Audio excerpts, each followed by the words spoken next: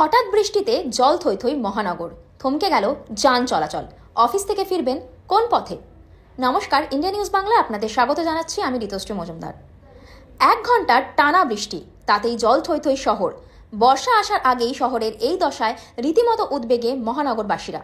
1 ঘন্টা বৃষ্টিতে উত্তর কলকাতা এবং মধ্য কলকাতা সবকটি মূল রাস্তা সহ অলিতে গলিতে জল জমে গিয়েছে। সেন্ট্রাল এভিনিউ, বিধান সরণি আপ এবং ডাউন রাস্তায় তার জন্য তীব্র যানজট। অত্যন্ত ধীর গতিতে যান চলাচল করছে, ফলে সমস্যায় পড়তে হচ্ছে নিত্যযাত্রীদের। অফিস ফেরার সময় হাতে সময় নিয়ে বেরোন, নইলে সমস্যা হবে। কিন্তু বর্ষা তো এখনো শুরুই হয়নি, তার আগেই মাত্র 1 ঘন্টার বৃষ্টিতেই শহরের এই জল থই থই দশা রীতিমতো উদ্বেগ বাড়িয়েছে। বর্ষার সময় কি হবে তাহলে এই নিয়ে বেশ চিন্তা সকলে। চলতি সপ্তাহ জুড়েই বর্ষণ চলবে বলে জানিয়েছে হাওয়া অফিস।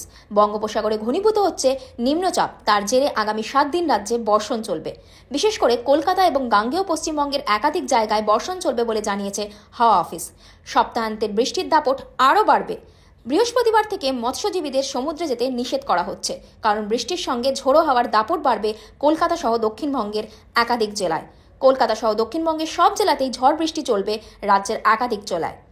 সকাল থেকেই রাজ্যের একাধিক জেলায় চলছে বর্ষণ। সপ্তাহান্তে বৃষ্টির দাপট আরও বেড়ে যাবে।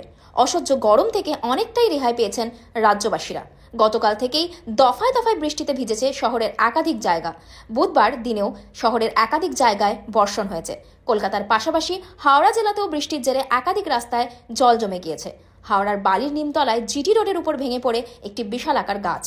এর জেরে পুরোপুরি জিটি রোড বন্ধ হয়ে যায়। এর পাশাপাশি এদিনের ঘণ্টাখানেকের বৃষ্টিতে হাওড়া স্টেশনের 1 নম্বর প্ল্যাটফর্মে সাবওয়ে জলমগ্ন হয়ে পড়ে।